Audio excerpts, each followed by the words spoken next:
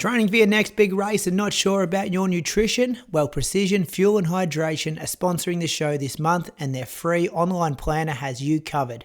It calculates exactly how much carbs, sodium and fluid you need to smash your goals. Me and the team at Inside Running Podcast swear by the 90 gram resealable gel to have on our long runs. It's been a game changer for us. If you want to crush your race day strategy, hit the link in the show notes, try the planner and grab 15% off your first order with the code IR-SPRING 2025. That's IR-SPRING 2025. Hit the link, grab your discount and crush those goals. Now on to the episode.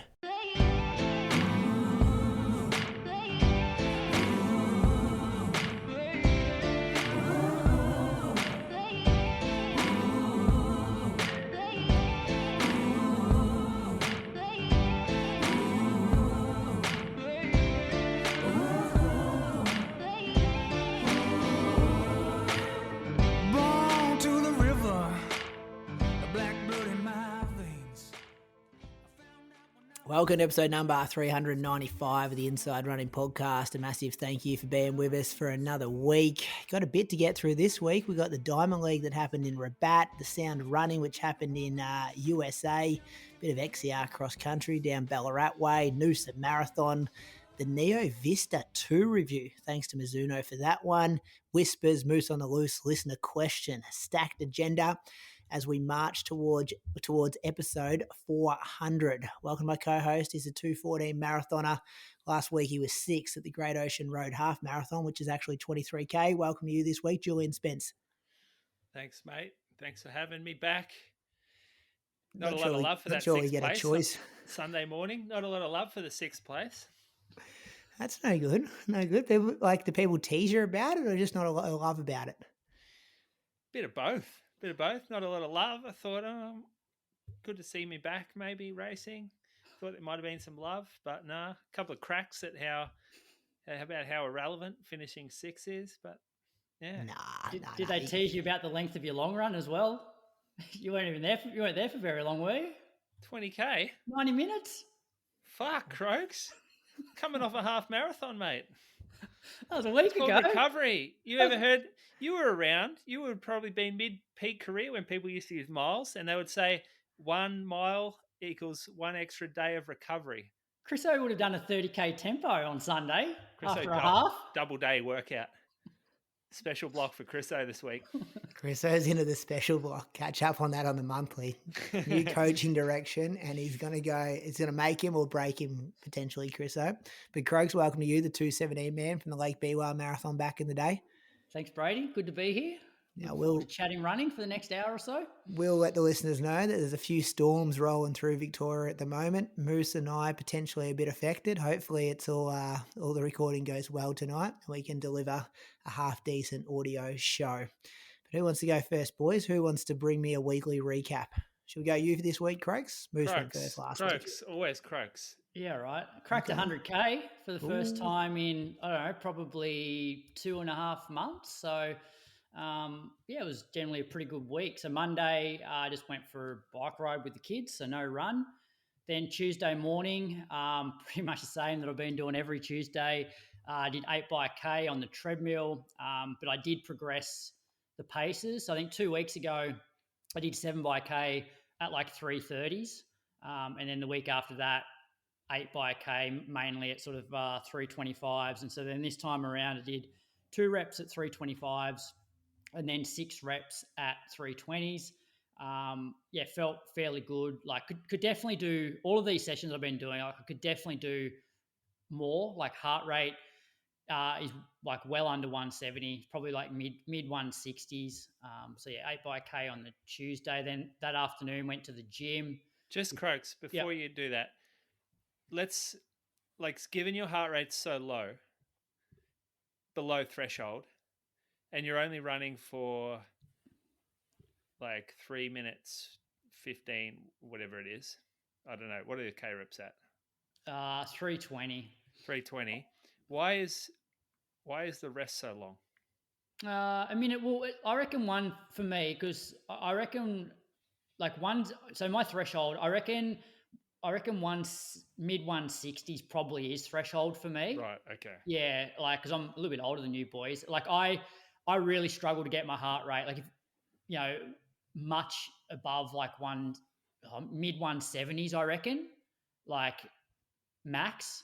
So it probably is about right for this type of session. Whereas when I'm doing the 6-minute reps, they're probably more like low 160s. But I'm also at the point now where, like, because I've been managing this Achilles stuff, like I feel like doing sessions that are on the conservative side, like I'm still developing fitness by doing them, but I'm pulling up better as a result. So it's one thing I definitely do want to adjust over the next month is maybe look at adding a little bit more intensity into some of the sessions. Like, cause even strides, like I haven't been doing strides or anything like that. So, so that's one thing I want to sort of start doing. So then, Tuesday afternoon, I went out to, went to the gym before going to the track for coaching. Then Wednesday, this was the worst run of the week for me. I hated it. I ran too hard. My heel was grumpy by the end. So I did 19.3K at 4:14s in the Vomeros over some rolling hills. And then, did push a couple of the hills as well. Like heart rate for this ended up being like high 140s.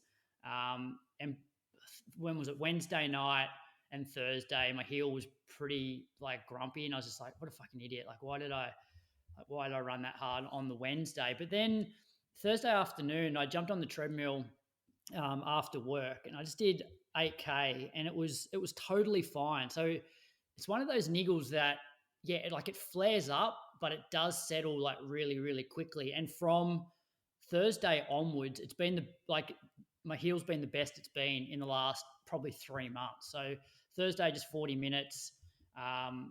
Then Friday morning on the treadmill, I did 5 by 6 minutes, 1 minute rest. First 4 reps at 330s, last rep at 325s. So sort of similar heart rate, that low to mid 160s. Went to the gym that afternoon.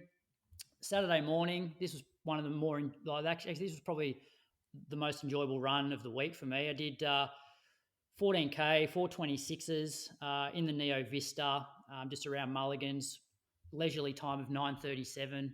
We didn't have hockey this week because Viv and the kids are up in Brisbane visiting her sister. So I had the weekend to basically do whatever I wanted. He was just telling me off air, Moose, how happy he's been.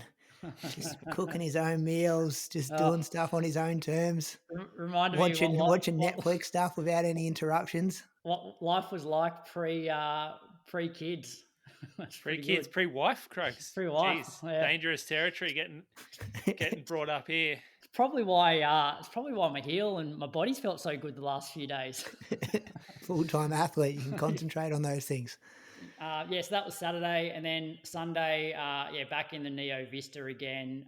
2 hours, 4:17s. Took on 90 grams of carbs. Quite enjoyed this. Like heart rate was a lot lower than it had been on most of my Sundays. So I think I averaged 140 for this, which, when you compare Wednesday, I was like closer to 150 and only 3 seconds a K faster. It was a week of 103K. So nothing look, there's nothing special about the training, but I'm at least I'm at the point now where I'm in a good routine. The gym's not banging me up, but I'm getting some good benefits from the gym. Like I definitely think the gym's helping my heel, and I'm getting through some decent sessions. I just want to sort of progress those sessions a little bit, just to add just a little bit more intensity. But I think I'll continue to get fit off this 100 to 110K sort of weeks.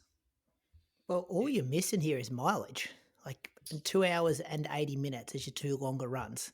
You're doing 2 pretty, okay, kind of not intense, but 2 solid workouts there. Bit of jogging in between. This is good. I just think you do that for another 2 or 3 weeks. Yeah, and that's it. I think a lot of people out there think they need to actually train really hard to improve, but I think I'm focusing more on trying to just be really consistent as opposed to doing anything super special in training. I'll start to mix, and look, I'm really enjoying doing the treadmill sessions as well. So I'm just going to add like a little bit more intensity. So maybe this Friday I'll do some sort of, like 6 to 8 minutes of tempo, and then try and kick down for a couple of minutes more in that sort of 3:10 kilometer pace, and then have like 90 seconds either jog or rest, just to add a little bit more intensity compared to what I've been doing. Got some good intensity on that 20K. Well, yeah. I'm looking at 1K here. Brady, get this. He's gone up 25 meters and he's run a 3:54. Now, Croaks is a tight ass and won't pay for a Strava subscription, even though this forms a massive part of our podcast. Will not probably tax deductible for him too, Moose. Will not dig into his pockets and pay for a Strava subscription. See, they changed the little logos this week too, so you can really see who they've done that intentionally to see who's not paying. Call them out. We've been a few discussions about who's tight, and Croaks, your name came up, and I said that's just on par, boys. Don't worry about that. Did you see Aaron Scott from the UK Monthly? He's got pro athlete next to his name. Oh, there's a few pro athletes getting thrown around. How did he get that? You know what that is? Guy. That's a lot of emails being sent to Strava, asking, begging. Probably over a 6-month period, I'm going to guess 45 to 50 emails he's sent. And they've just got sick of him. And they've said, just give this bloke a blue tick or whatever it is. I think we have brought up this in the past in one episode, but you used to have to click on their profiles and like go searching for it. But now it comes up in your timeline feed. Yeah. So it's pretty obvious now. But back to Croaks' run. This is a workout here. Going up that hill was, I was just like, I want to, because I actually haven't run up that hill in ages. And I'm like, you know what, I'm going to push this hill just to see, well, in a way, see whether my heel could actually handle running up a hill at a decent pace. And my heart rate hit, I hit 170 going up that hill. Yeah. And you said your threshold before was probably 165 for your workout. Yeah. I was above threshold on that run. Yeah. Yeah. But then that was sort of the line in the sand for me on that Thursday when I'm just like, all right, I just need to be smart here. And that's why Saturday was really enjoyable. Yeah, it was still 426s, but my heart rate for Saturday was, I reckon, 130, 133 maybe average. Need to do more of that. Oh, you reckon? I don't reckon I've ever said that to you. Been trying to convert you to do that for like 6 years. You'll enjoy it more. Imagine, just get a little soundbite of that, Zaka. That one there will come in well. And go back to our, what are we at, 395 episode? So this is the problem is I've been hanging out with you for so long that I'm starting to contradict myself. What about set an alert for your watch, like a pace alert? Anytime it goes quicker than 425, it just keeps beeping. That will annoy the shit out of you and you'll actually listen to it. Yeah. That's actually a good idea. Heart rate alert can work too. Mm. Anyway, I'm in a pretty good spot. Like I'm not super fit, but I'm heading in the right direction, and I feel like I'm on top of the hill. Change nothing from that past week, and just do it for another month, and then you're in a really, really good spot. Yeah, maybe add minus smacking the hills on your long run. Start running Mondays. Add a little bit more intensity to some of the sessions, and I'm 115k a week. No. Just do the same thing before, because this is the trap people get in. That you just straight away said, I'm going to start adding more intensity and add a run in Monday. No, that's when you might get into trouble. Yeah, but what I said before, I said like in terms of adding intensity, it was like having like a 2-minute segment as part of a session where I'm running 310s instead of like 320. So it's still not super intense, but it's harder than what I've been doing. Just be careful. So I'm enjoying it. I'm enjoying the training. You look happy. Not sure if it's because your family's away, but you look happy and you've had a good training week. So well done. Moose, what have you been doing? NordVPN has partnered with the Inside Running podcast to offer you an amazing discount. Head over to nordvpn.com/inside running to get a huge discount off your NordVPN plan plus 4 additional months on top of that. Think of NordVPN as your personal bodyguard for your online activity. It encrypts your internet traffic, shielding your personal information from those prying eyes and online criminals with state-of-the-art encryption. It can help you book flights and hotels for your next race, as well as when you're over there, you can connect to a NordVPN server in your home country and safely enjoy the content as if you never left. Wherever you travel, it's perfect if you want to follow local Aussie sport. With NordVPN, you can also access all your streaming services from back home. Don't forget, there is literally no risk to you with their 30-day money-back guarantee. Give it a try, and if you like it, great. If you don't, they'll issue you a full refund, and you can pretend the entire situation never even happened. Check out our link, nordvpn.com/inside running, to get your subscription started today. You can also find all the information in the episode description and the link in our social media bio. How'd the recovery go off the back of your first race in a while? It was rough. So I thought Sunday afternoon, I'd walking around town, went to the pub, was walking through the pub thinking, fuck, I pulled this off, I reckon. I've raced a pretty hard half marathon, downhills, uphills, blew up. So their DOMs are always worse when you blow up in a race. And I'm walking around thinking, fucking nailed it. Somehow I've pulled this off. But then woke up Monday and I'm like, peg leg, just stiff, no bend, can't go down a staircase, can't do anything. It felt exactly like if you ran a marathon. I couldn't notice any real difference. My ankles were really sore. So one thing that I get like huge DOMs is ankle soreness. Pretty strange, but it must have something to do with my arthritis or whatever. But like calf DOMs, quad DOMs, and ankles real bad. So I had Monday off. There was actually no chance I was going to run Monday. There was something. Oh no, I had a day off on the program. Tuesday, woke up, still no chance for me to run. Just too sore. Wednesday was probably too sore. I did run, but I probably didn't need to. Did 35 minutes, about 5-minute K pace. And this was to walk the dog, basically. It didn't feel good. It shuffled along. I went up actually that day to Melbourne, had some meetings, stayed overnight in Melbourne because I had some next day meetings as well, and got out around the tan, 7 a.m. Bloody cold down there. I think this was a real cold snap everywhere. I'm not sure about up Canberra way or Echuca, but it was 5 in Melbourne. Pretty crisp. Ran around with a beanie and gloves on. Was staying in Cremorne, Richmond area, so run down near like the MCG sort of area, past Collingwood's training ground, Gosh's paddock, and then over and did 2 laps of the tan, then ran home. For the first maybe 10K, I felt really good. The DOMs had sort of disappeared, but then I wore the Neo Vista for this run because I knew I was on concrete, and it's just actually ran most of it on the tan, so it was on dirt, but because I was beat up, I wanted a soft shoe, and that's about as soft as a shoe as there is. So I did 2 laps on the tan. You can pretty much see, like, as soon as I got up that hill, the tan just becomes a bit of a race course. There's just so many people running around there, and it's very awkward when you pass someone with, like, if you're only going about 10 seconds a K quicker. Say someone's running 5 minutes a K and I'm running 450s. There's just this really awkward period where you run past them slowly. You come into their peripherals. You like don't really talk to each other because you're on the tan, and I would have to look back to say something.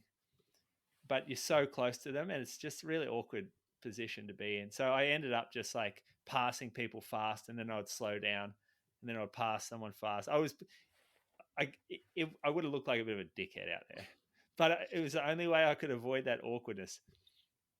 That was Thursday. I actually didn't look at my program at all this week. I'm not even sure what was on it. I was just running to what I thought I should do myself because no one else can feel your DOMs or your soreness. And I thought I can't go more than an hour right now. So I went up, did an hour loop or 12.5K loop around town. Felt okay. I did an hour the next day. Just a few more hills on this one. And then 90 minutes with the group on Sunday morning.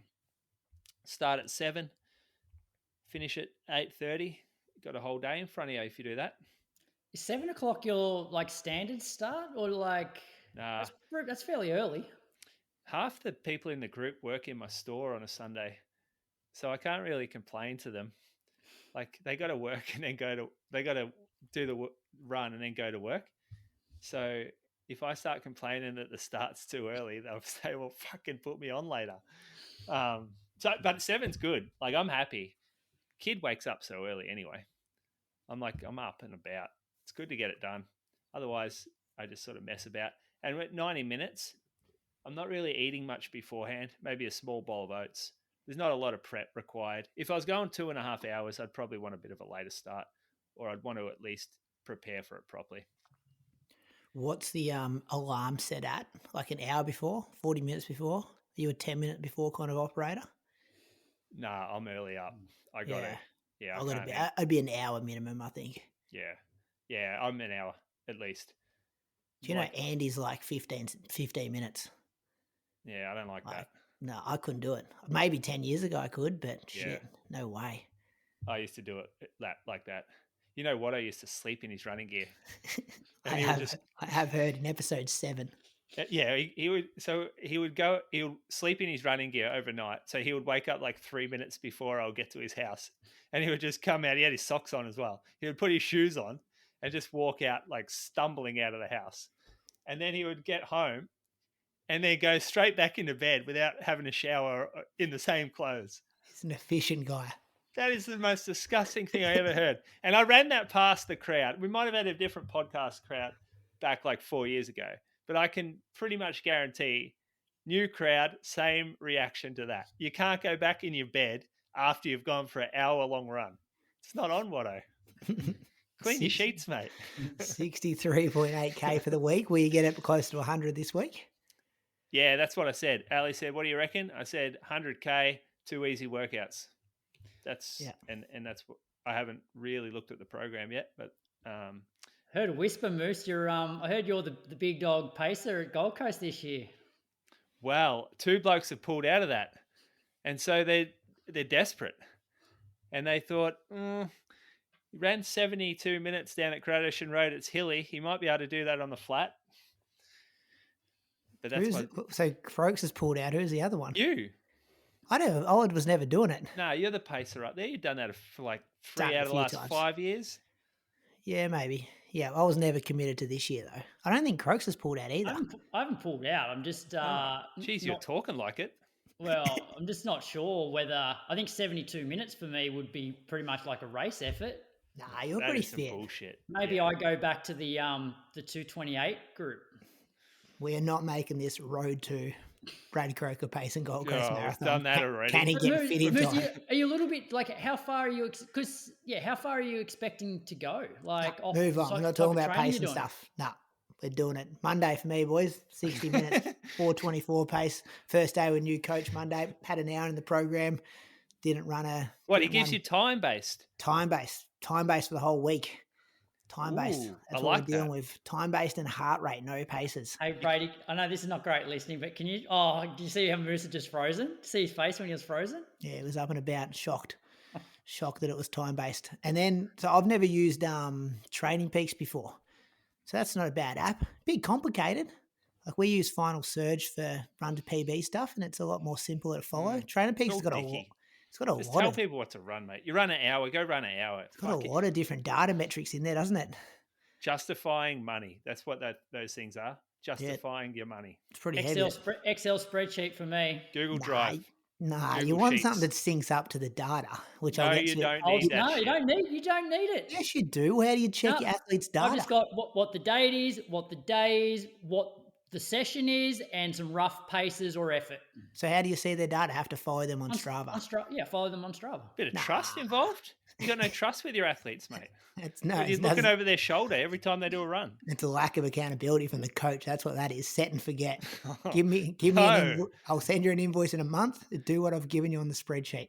That is trying to justify the amount that someone's charging. I think I charge less than both of you two guys as well. But anyway, 60 minutes, 4:24 pace. Felt great on this one. Same thing. Good week to review the Neo Vista too, because I ran in that. A lot of cushion. I put in my notes. This is like the best I've felt since Ballarat. 4:24s, which is quick for me. heart rate around 130. I'm back. Like zero awareness, zero soreness of like my groin niggle. So I was like, this is good. Went to the physio that night. He was good. And just felt fantastic. So then Tuesday, 0 degrees here, Moose. So we had the same cold snap that you're talking about. My workout was 5 by 6 minutes with 4 by 15 seconds at the end of it, under instructions to keep the heart rate under 170. I just had heart rate showing on my watch, which this is a good thing with Training Peaks and Final Surge and that. So I put on my watch to do the workout, to like get satellites. Well, that's probably a bit of an old saying, isn't it? Get satellites. But back in the day of GPS watches, you used to stand out the front of your house and get satellites for a couple of minutes. Well, you're still getting satellites. It doesn't say getting satellites anymore, does it? Yeah. But yeah. And then it come up on my watch saying, do you want to do this workout? That was synced to my Training Peaks. And I was like, of course I want to do that workout. So that I didn't have to program it in, like get all the beeps and all that sorted. It was just already in my watch, which I didn't even have to send it to my watch. So I thought that was pretty cool. I made a mistake on this workout, boys. So I had the instructions, don't go higher than 170. So in the first rep, I pretty much ran as close to 170 as I could. So I did the first 6 minutes at 3:13 pace and like had to work pretty hard to get my heart rate in between like 165 and 170. I then also made another mistake that I had 1 minute between at an RPE of, is it RPE? Yeah. Yeah, of 1, which I thought 1 would be like a jog, but it turns out 1 is a walk. So I jogged the recoveries, which was not good to get my heart rate down. So then in the next 4 reps, my heart rate got up pretty quick, pretty fast, and I had to slow the paces down to be disciplined and keep my heart rate under 170. I did look down a couple of times and it was at like 175, and I'm like, slow down, Brady, just let it back off. So See, mate, Training Peaks can only do so much. How complicated is this? I've never trained under heart rate in my life, and I've learned a few lessons in this past week about how to do it properly. So there was some good communication to come out of this. I did those 4 by 15 seconds at the end though, and that like the groin doesn't like that kind of stuff, like stop starty, explosive stuff at the end. So that kind of flared it up a bit there, but I didn't feel it at all in the 6 minute kind of like threshold reps. 30 minutes that afternoon, 446s. Wednesday, 60 minutes at 438. And then Thursday, same as you, Craig. So I had just one run last week where I just felt terrible. So I did 60 minutes, 438 pace. My heart rate average was 140.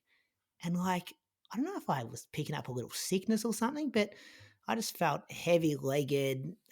Every time I looked down at my heart rate, it just wouldn't drop kind of thing. Yeah. What shoes were you wearing? I was wearing the Brooks Glycerin Max, which is a heavy shoe. That's what it's called, isn't it, Moose? The one you had on Shoe Geeks today? Yeah, heavy shoe. Heavy shoe, but it shouldn't. Like, so the day after the workout, I ran exactly the same pace for exactly the same time and averaged 134.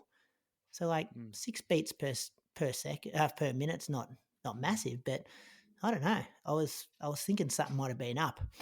Anyway, Friday felt way better in this workout. I did 2 by 6 minutes, and then 3 by 3 minutes, and then 8 by 75 seconds.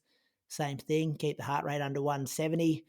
I was a bit more settled early. Actually had a minute walk between these ones as well, and I felt like I had a lot more rhythm.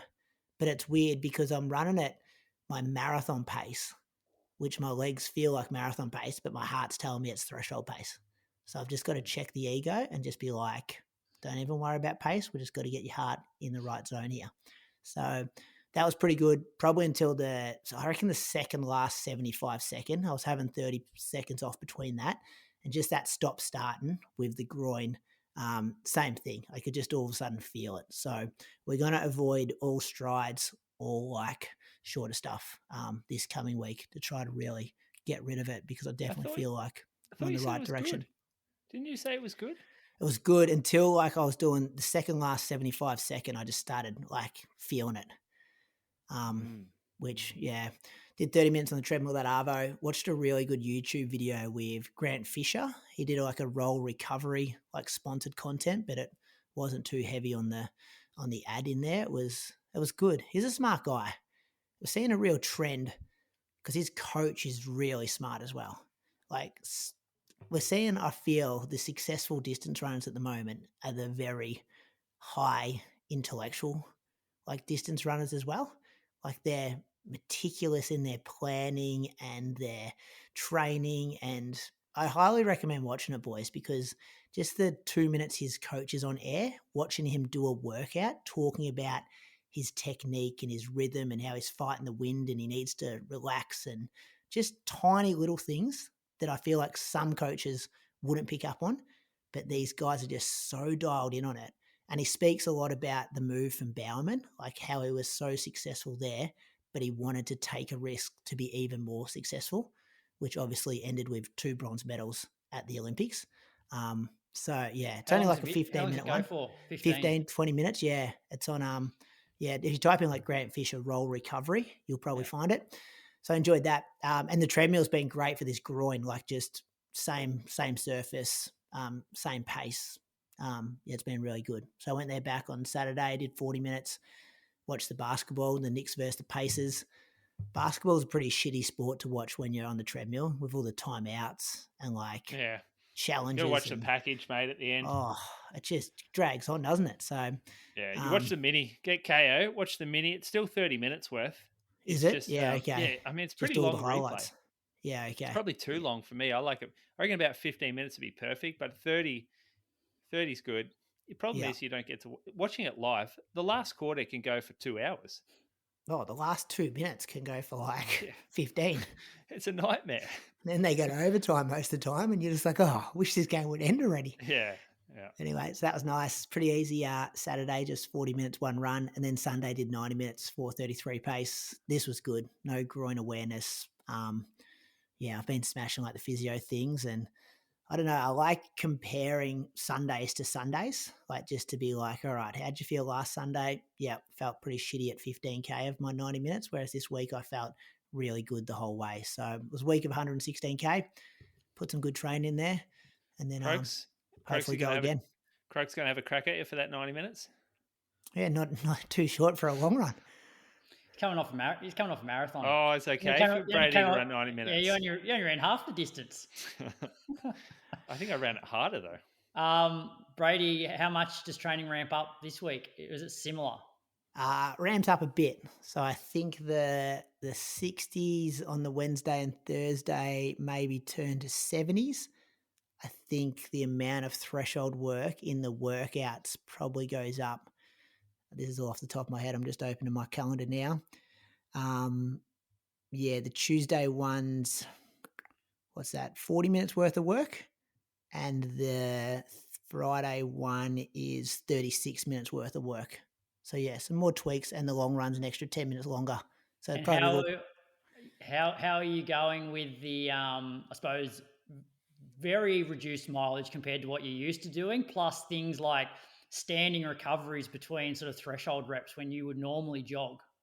I did actually start adding standard ones in this Ballarat build, Croaks, but no, I'm not overthinking it at all. Like I said to Carly the other day, we're just sitting around, and I was like, I would have never given myself 116K this week. But because someone else has given it to me, I do not care, because I've like got trust, and it's what's written on there. Like Saturday, 40 minutes, one run. I opened that up and I'm like, I would usually do like a 70-minute, 35-minute double on a Saturday, because I'm like, I don't have to work. I can get some Ks here. But I do not care. That's what's in the thing. And it's to the stage. Did you see my workout the other day? I didn't split it. And I'm a big believer at splitting it. But when you upload it to Training Peaks, they match up with different runs, and it doesn't give you like a green little box to say you've completed it properly. Whereas if you do it exactly how he's planned it, you get a green little tick, boys. So I'm just like, having somebody taking the thinking out of it for me has been very refreshing. We ever had a conversation about this kind of stuff? Like someone who runs exactly to what, just so that their Strava looks good. They run to it so their Strava looks good. You're running so your Training Peaks looks good. I'm running so my trainer matches up what's planned for me. Yeah, but if you split your run, you're still doing the same training. Yeah, but it doesn't. Then you've got it. It syncs with different things in there, and then you've got to like unpair it and then pair it to the right ones and stuff. But you still I ain't got time for that. You're still doing the training. Yeah, but Dan might say this is creating him work. He can't see it properly. Like, but what about if you don't want to finish a workout? oh yeah, if I say I was injured or I was sick or something, I know when to pull out. Yeah, but you know what's going to happen there. You're going to start seeing red things pop up on your training peaks. That's going to fuck with your head. And you're going to be out there thinking, oh, fuck, push through, get that green dot. Get that green dot. No. Yeah. That is exactly there's what's a going to fine happen. line there. Or the day you're having a rough one and you absolutely belt yourself to try and hit the paces just to get the green tick when you're actually working harder than you should. But what about this? Yesterday, I did this loop and I got to 90 minutes and I was still 2.5K from home. So I kept running past 90 minutes. So I went to 94 minutes and then I'm 2K from home and I'm like, stop the watch, pause it, walk it in. You walk 2K home. Walk 2K home, listen to a podcast. Got to Auskick 30 minutes late. Carly was about to kill me. But I was like, no. You got your green tick. Got my green tick. And I think it all shows behaviour. Sleeping on the couch, but you got your green tick. Yeah, but I would have ended up running an hour 40 minutes, hour 45, and that's too far for over 90 minutes. And I think when you first start working with a new coach, you want to say, hey, I want to do what's planned here. Because imagine Dan logs on, he goes, hey, I've set the guy 90 minutes, he done an hour 45. Well, that's bullshit. Do what people set for you. You are in the matrix of training peaks now. No, I told you I don't like training peaks. It's too complicated. I like Final Surge. I'm used to that one. But same shit. Nah, Final Surge is much more user-friendly, in my opinion. Locked in for Gold Coast half, Brady? Yeah, I think so. Yeah, but I don't know what it's going to be. You're going to wake up, go watch him? Watch him on the stream. It's too early. Then I reckon I'll be with the lead female on the stream. I don't think I'll be going much quicker than 68 minutes, and that's probably what they're running. Hopefully Chiara D'Amato's not coming. She's 66, isn't she?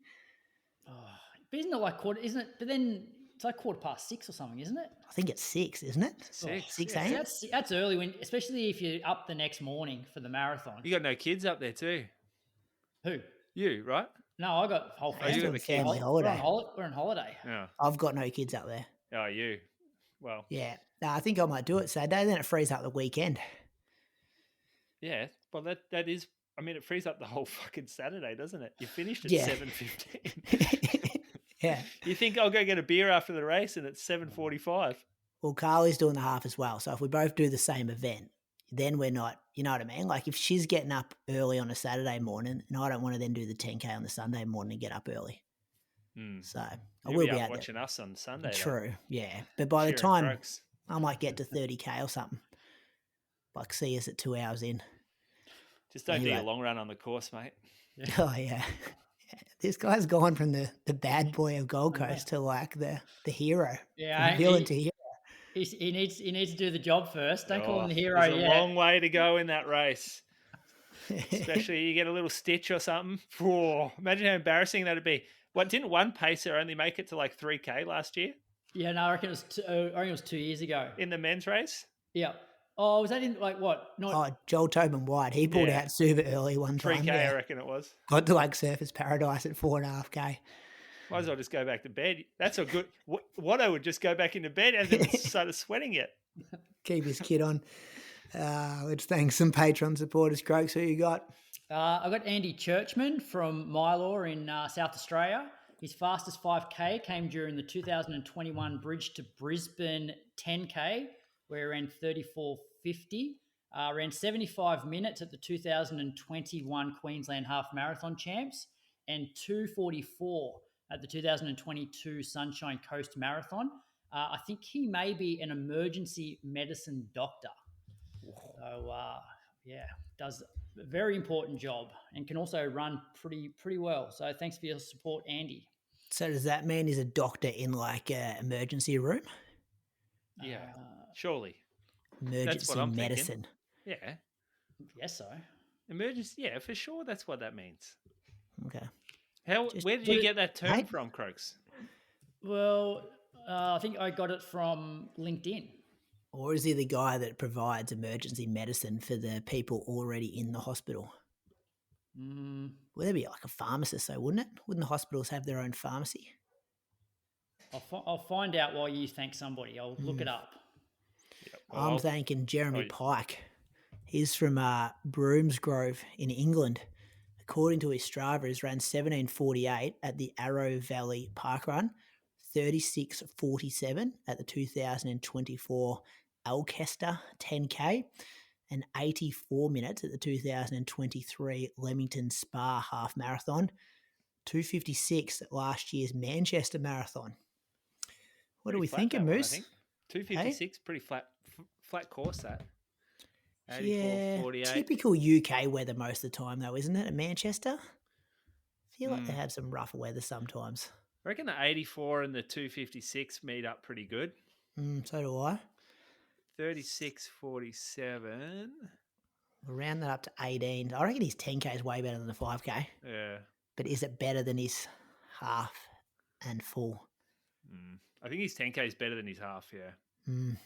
On you, Jeremy. Thank you for your 10K. support of the Inside Running podcast.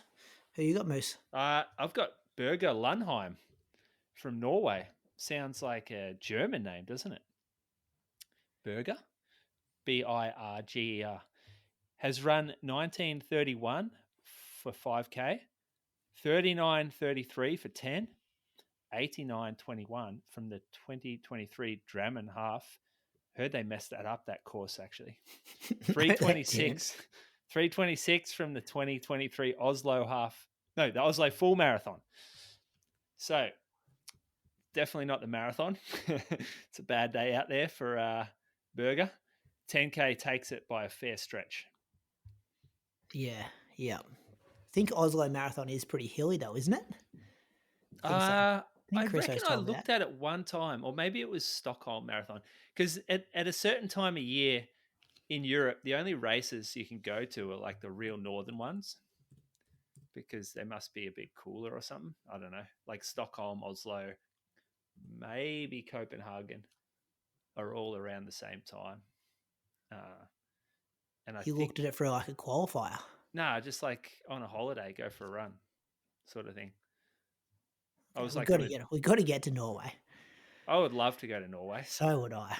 Yeah. I want to run around that forest Chriso talks about. Yeah. Bush. Yeah. I want to see him in action. I want to see him in that little indoor track he's got. Oh, yeah. A couple of laps under the stadium there. Yeah, strutting around. Oslo Diamond League. We should organise a tour. That's what we could do. A running tour.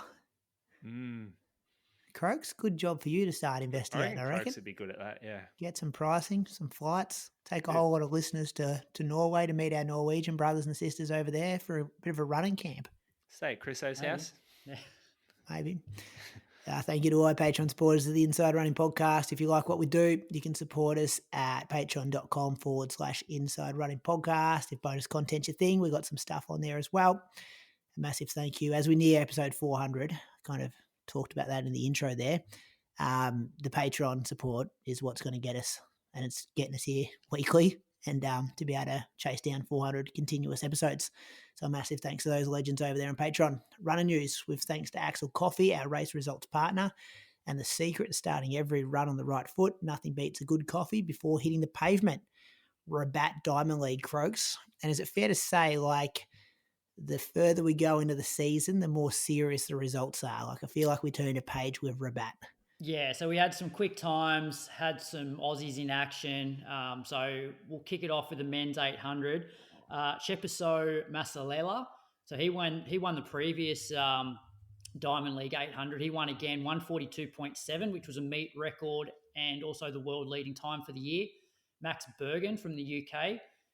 He was second, 143.34, and Wanyonyi was third in 143.37. Men's 1500. Jonah Koech. You boys ever heard of Jonah Koech? No. I reckon it's the first time that we've ever mentioned him on this podcast. Do you know which country he's from? Kenya. Koech, Kenya. He runs for the US, according to the Diamond League results. I've never heard of the guy. Ran 331.43, which was a meet record. Reynold Chariot was second, 331.78. And Festus Legat, who I don't think we've mentioned Festus before. He ran 332 for third. Aussie Jude Thomas came 10th overall, ran 3:33.35 and moves him to 9th fastest Aussie of all time. Wow, have you watched this? Was this close? Or I didn't watch it, no. No kick, yeah. Yeah, solid though from Jude. Yeah, that's for sure. That's moving up into like consistent Diamond League territory running those times. There was also another 1,500 meter for the women's, but it wasn't a Diamond League event. We had Sarah Billings in that. She finished 7th in 4:02. Race was won by Nelly Chepchirchir in 3:58. Now, women's 3K, Beatrice Chebet ran 8:11.56, which was the second fastest 3K of all time. The world record's 8:06, held by Wang Wangxia from China back in 1993. And there's a few question marks about that result. Battacletti from Italy, she was second, 8:26.27, which was a national record. Sarah Healy was third in 8:27. We had Georgia Griffith in the race, but she was a DNF. Was she pacing? No, I don't think so, because I looked at the first kilometre split and her name didn't come up. They had somebody else there doing I'm pretty sure, but she may have been pacing. I don't know. Hope's all good there. Yeah. She wouldn't be pacing. She's too high of a quality of athlete to be a pacer in these races now. It was an 8:11 win, mate. 8:11. Yeah, but what's her PB? Oh, I'll try and find. It's pretty cool. She's run 22 or something. Yeah, are you arguing that she's not high quality? No. I'm just saying that if there's an athlete that's running 8:11, they need a pacemaker that can handle that kind of shit. Oh, okay, gotcha. Yeah, it's not like, she's they don't just drop off trees.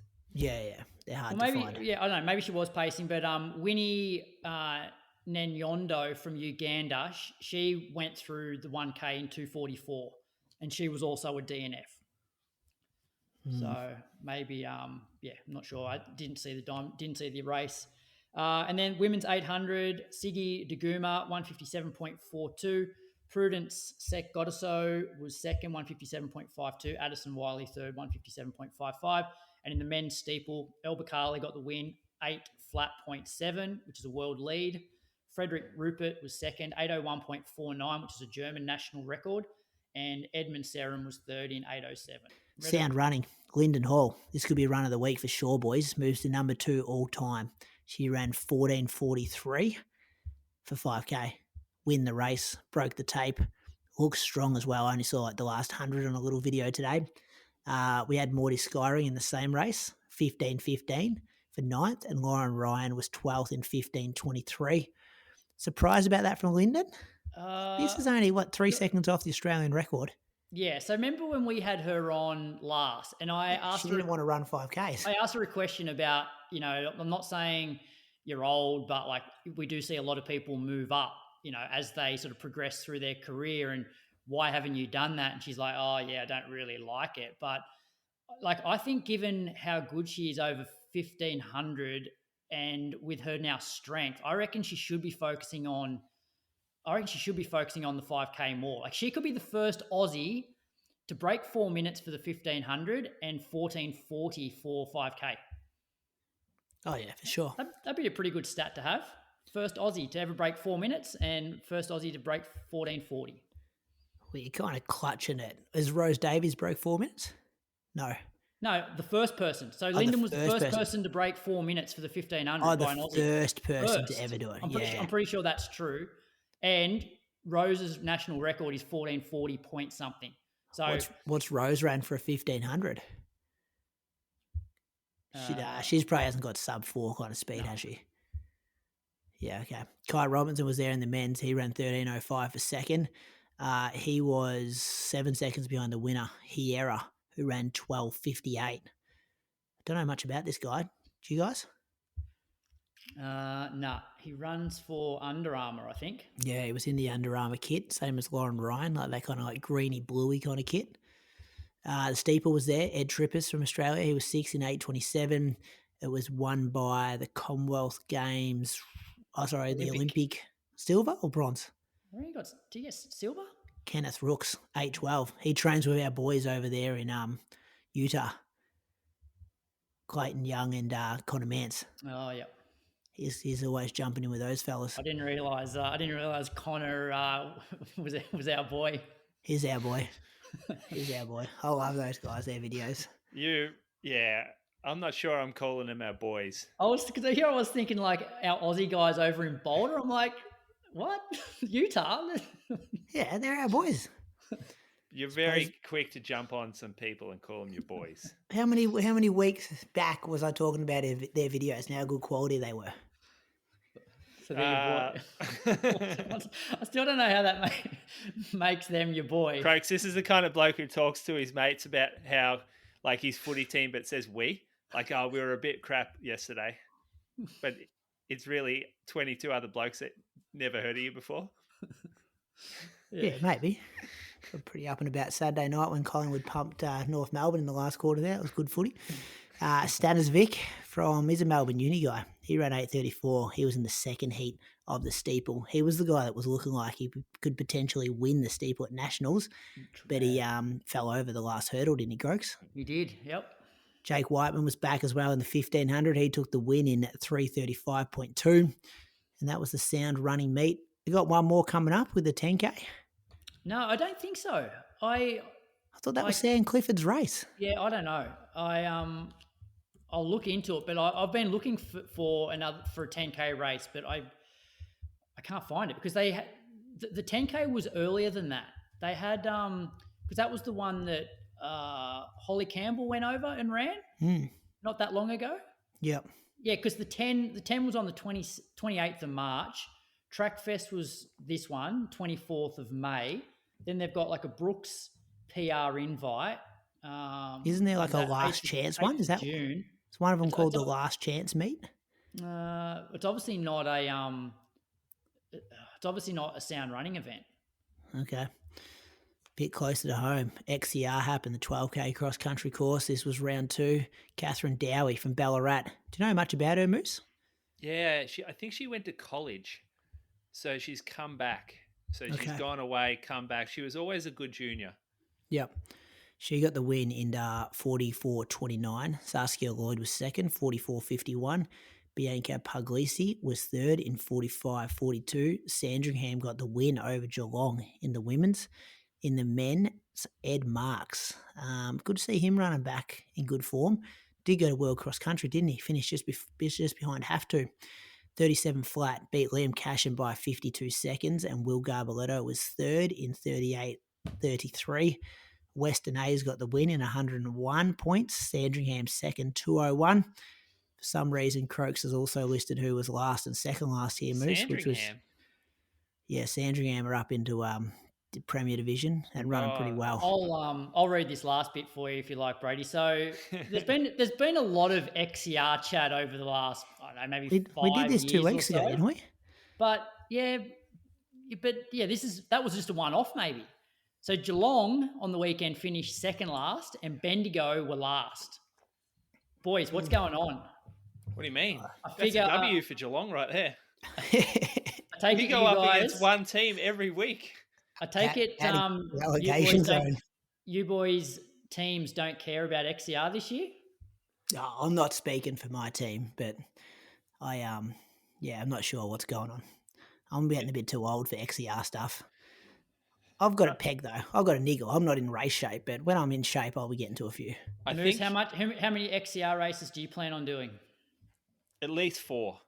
So what we've got here is they've started off with 2 of the less desirable events that people want to run. Like Hanging Rock is a half trail. Like it's not really a cross country course, but it's not really a trail run event. It's like somewhere in the middle. It's got no real, for me, maybe I'm just a bit too old school, but I like to go to courses that have a bit of tradition about them. I feel like that's what cross country draws me to, the tradition of it. And then St. Anne's, kind of similar. Like it's popped up the last 4 or 5 years, but it's the new course, and that is some real average running. Like for me, I was no chance to do it, but my ankles do not handle a potholed like shit paddock, which is essentially what it is. And I'm not saying that's not what cross country is. It could be a great cross country course, whatever. it's just not me out there. But what about the rest of your teammates, Moose? Isn't it like, this whole winter season is a team sport? I know you've compared it to footy in the past, and it's like, just because you don't like a particular event, like, what about the rest of your teammates? Why aren't they turning up?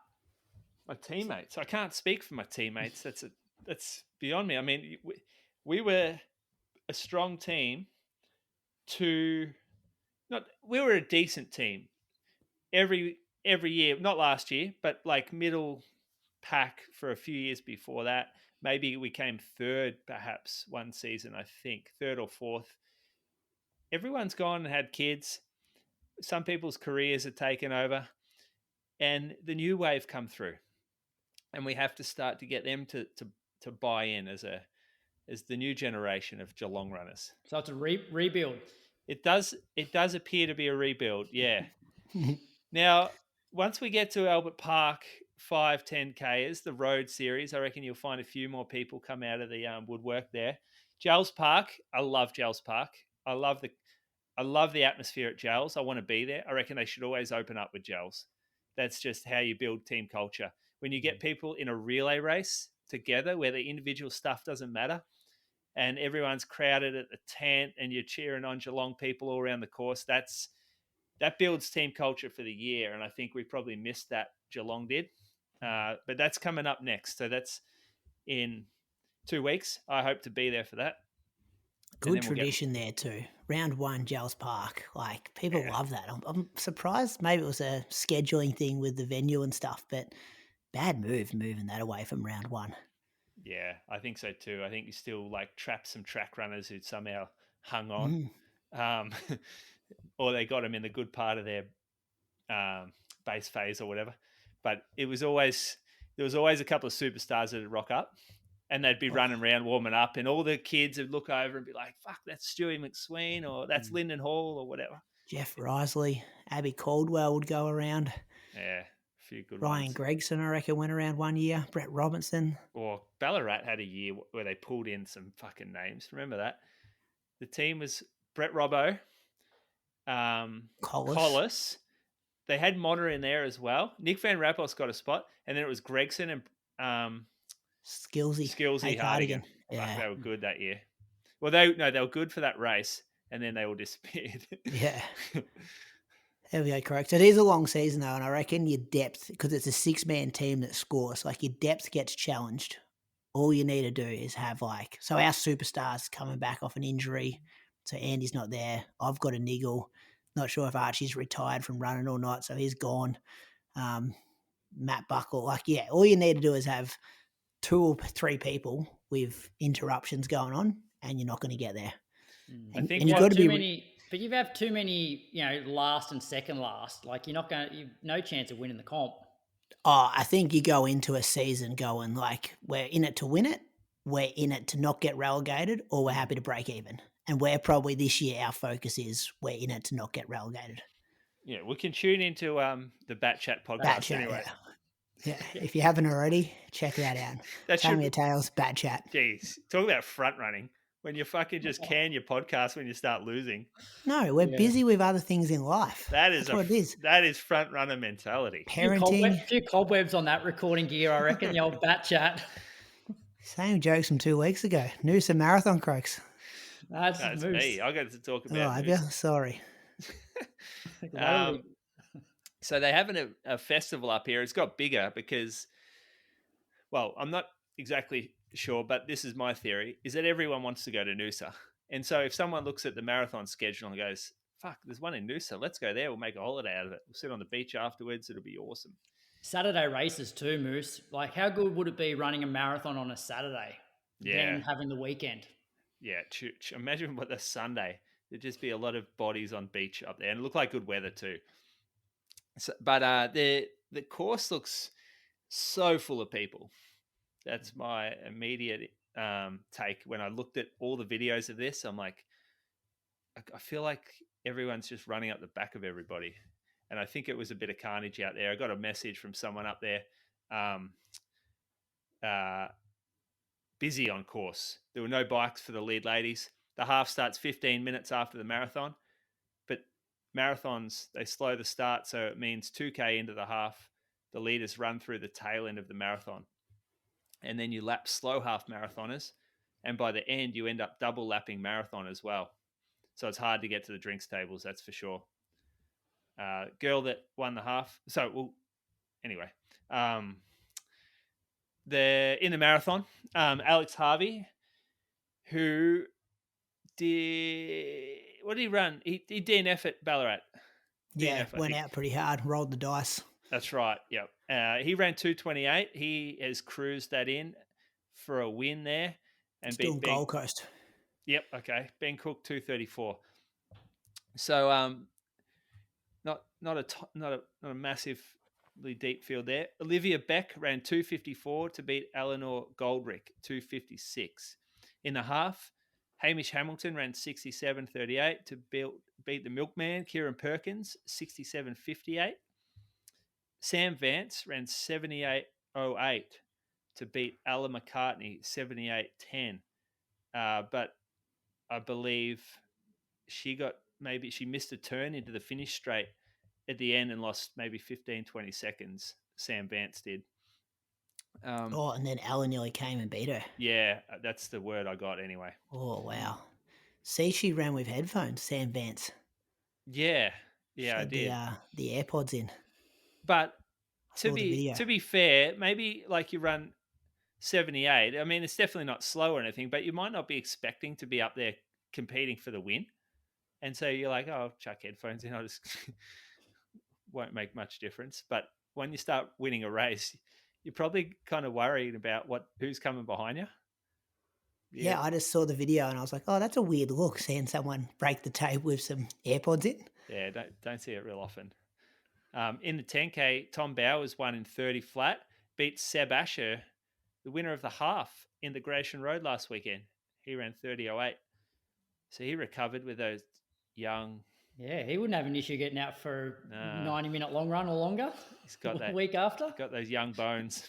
Siobhan Sefton won the ladies 10K 36:37. Beat Mishi Canning 36:54. Louis McAfee was third in that race, 31:08. So there's a question mark here. Is it the start of a comeback, or is it just a mediocre run from what used to be a great runner? It's the start of a comeback. He's been bloody consistent. Just following his stuff from like a year ago, I reckon. He's just been chipping away, slowly building. You can tell that he has a few hungover Sunday long runs that he does at 4:30 p.m. in the afternoon, but he still gets out there. Like, I don't know if we're going to see, like, what did he run, 2:17? We might not see 2:17, Louis, but we might see 2:22, 2:23, 30:30. What's he doing Gold Coast too? I don't know what he's got coming up, but yeah, I've been watching, just keeping an eye on him. He was in our pack at Ballarat Marathon, like he did the half, went through in 70. So I respect that he went away from the sport and is grinding to get back to a decent level. He wasn't away that long. He was away for like a year. Fucking hell. Well, yeah, but I reckon he enjoyed life. Maybe put on a few kgs. They 30. Rarely do they come back, Moose. Yeah, there's a lot of time left. Yeah, but rarely do people come back from that level. Once you're gone, you're gone. He's not back at that level.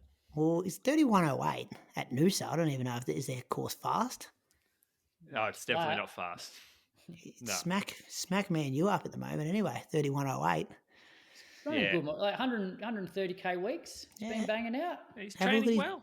His bars are good, aren't they? Should be running that. That's good. Those results brought to you by Axel Coffee. Don't forget, Inside Running Podcast listeners get 20% off their first online order with code IRP20. Start your day right with Axel Coffee. Remember I told you the place around the corner was selling Axel Coffee a few episodes ago? Yeah. I was talking to the boss of that place and he was telling me they've got the exclusive rights. No other cafe in Echuca, Moama's allowed to stock it. It's that good. I was like, really? He was pretty proud too. I was in Richmond and I look across the road. I'm like, fuck, that place is big. There's like people everywhere. Axel Coffee. I'm like, this is 100 people that's just sitting in there, walked in or walked out. And just like staff everywhere. They do food and stuff as well, just like coffee's in there. We're not dealing with like small fry operators. We are dealing with a big conglomerate company here. We see their packaging, like all the awards that they've won. Got all the awards like labelled on their packaging. Yeah, they won. The barista won the world champs too. Actual coffee barista. We got a guy who went to the world champs. They got a person who won the world champs.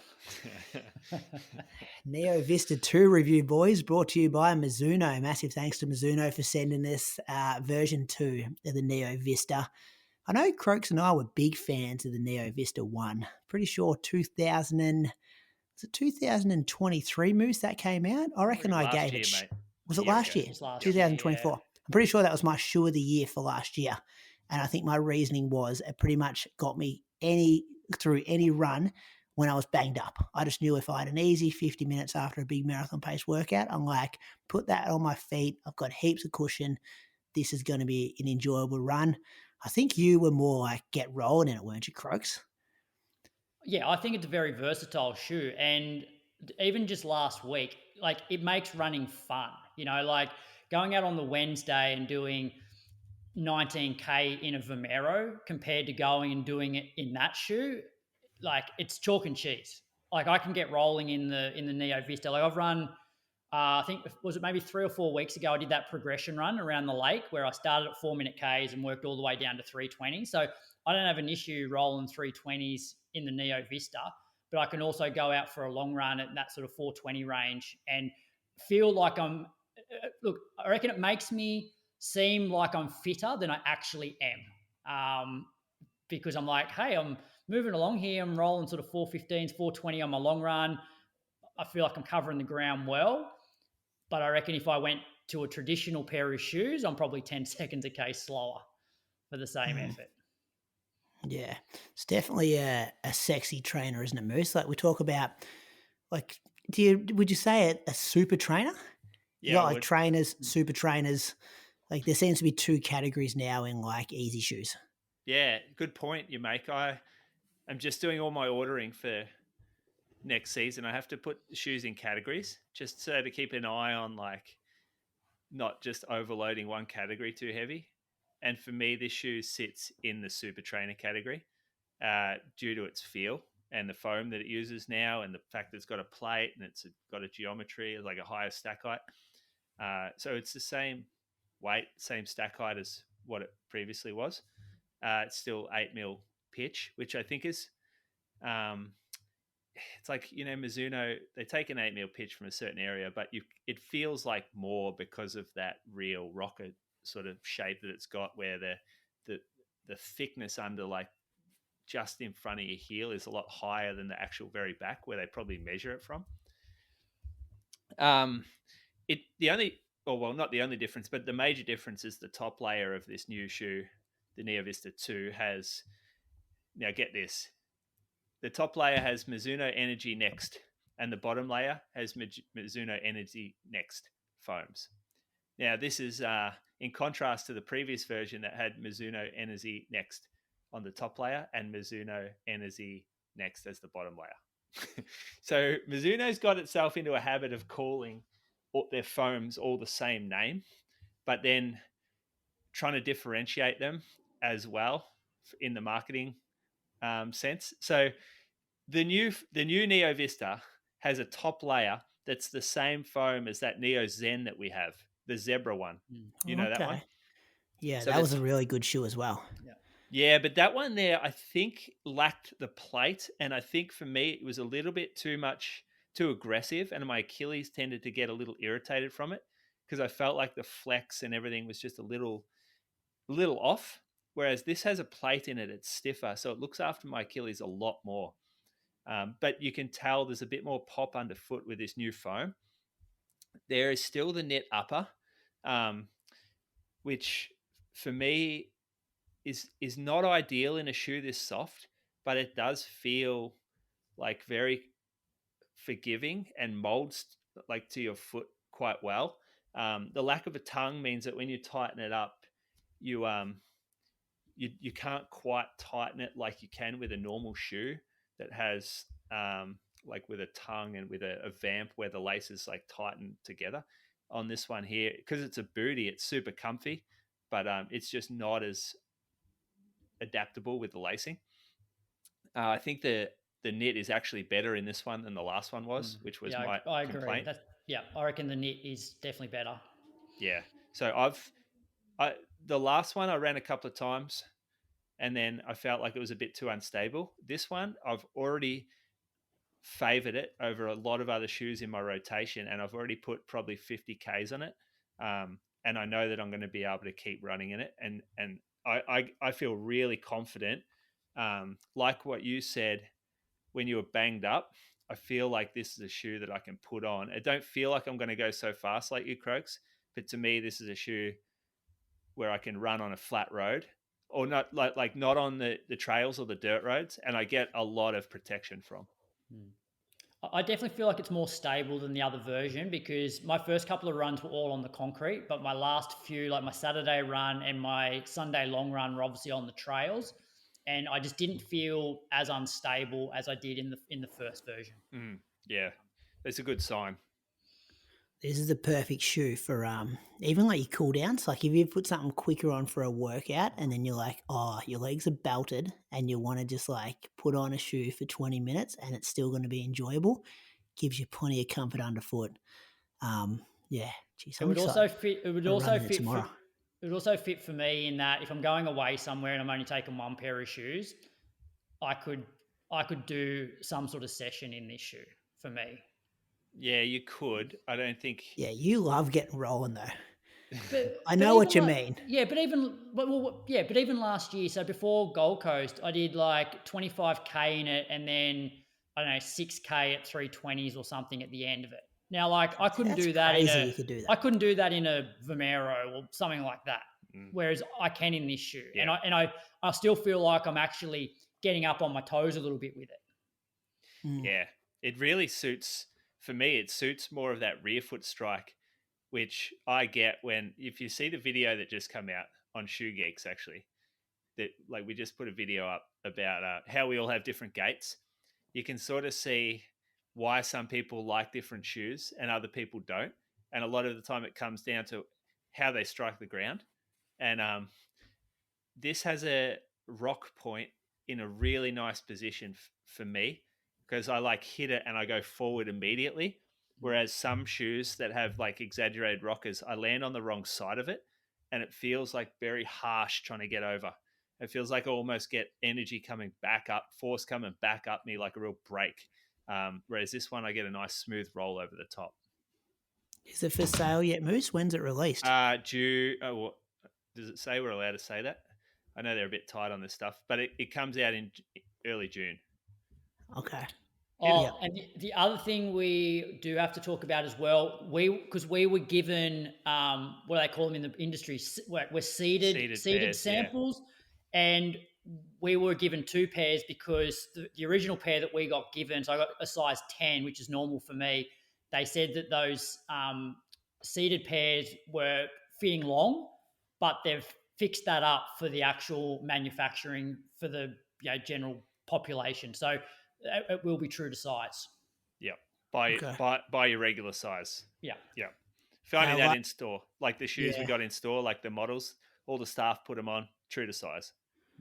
I liked your video today, Moose, saying how a certain shoe, like what it stacks up to with other brands. Where does this stack up with? Like, I'm going to guess Super Blast. That'd be one. It's got a bit of Super Blast. Excuse me. There's a bit of Super Blast vibes, bit of Zoom Fly from Nike, Super Comp Trainer from New Balance is probably its closest shoe. You might find Skyward X from Hoka, or the Mac X, the Mac.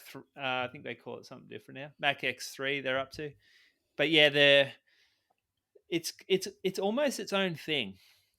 A lot of those shoes are designed to be a bit faster, whereas this one here, I feel like it's carved itself in the slower run category really well.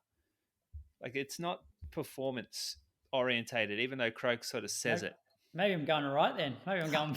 I know someone who ran Ballarat Marathon and ran a PB in it.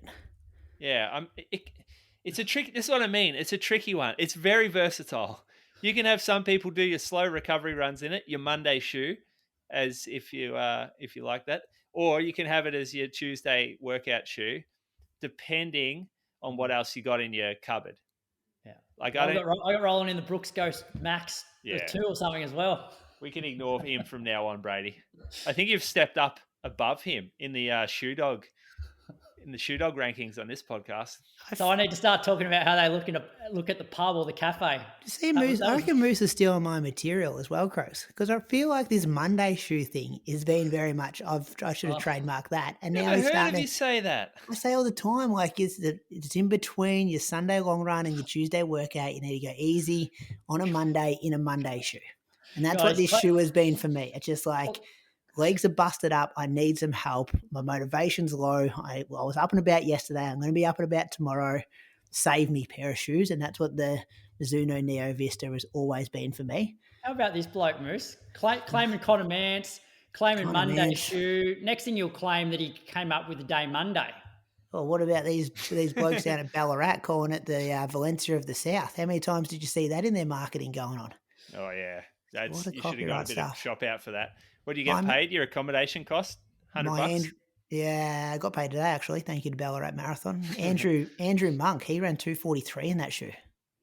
That is pretty good going. Why did he pick that over a race shoe? I just was talking to him after the race, and he said, "Yep." I said, "Oh, what shoe do you wear?" And he goes, "Oh, well, the Neo Vista for Mizuno." And he was like, it wasn't like a surprise from him at all that I was maybe suggesting he might try something a bit faster next time. He absolutely loved it. So I was like, I reckon you can find more time if you try like a more, super kind of racer. Maybe try the Rebellion Pro from Mizuno. Like that's same brand. I can guarantee you that there would be 20. I can't guarantee you, but my theory is 20 to 30% of people that blow up, it's due to shoes. It's due to their shoes being too aggressive for them to run 2 hours 30 to 3 hours marathons. And they really should be wearing the shoe that Andrew Monk wore, that type of shoe. Yeah. Yeah. Yeah, a comfortable shoe that he'd done a lot of work in and was quick in. So, no, that's great there. Massive thanks to Mizuno for their support of the Inside Runner podcast. Been working with Mizuno a few times over the years and always very supportive of us on the show here. So massive thanks to them. If you're listening, the chances are you're gearing up for a race. But how dialed in is your race day nutrition? Precision Fuel and Hydration makes it simple with a free online planner to calculate your carb, sodium and fluid needs for peak performance. Their product, like the 90-gram resealable gel, helps you hit your numbers with ease. That's why legends like 4-time Olympian Lisa Waitman and ultra runner Hayden Hawks trust them too. Head to the link in the show notes to create your personalised strategy and then use code IR-SPRING2025 for 15% off your first order. Or if you're a Patreon supporter, grab your exclusive 20% off discount code from our member-only episodes. Time to level up your performance. Click the link now. Now back to the episode. Whispers, boys, you want one? Yeah, I want to hear you get fired up over this, Brady. You fired up last Tuesday. Bit hot under the collar when the DMs started rolling in last week about people having a crack at my physio from around the corner, boys, thinking he may have got my diagnosis wrong. Wanted to put their 2 bobs worth in and their opinion, which I thought was very interesting because I spent 40 minutes with this professional and I think he very correctly diagnosed what was wrong with me. He was giving me all kind of tests. He was, pushing and prodding in a very evasive kind of area, boys. So he was going over and beyond to try to touch me in all different places to try and figure out where my pain was coming from. Then I get these messages saying, no, he's got it wrong. I thought, okay. Who sent you that? These people it's coming from. I thought, maybe that they're a physio as well. Nah, not even physios.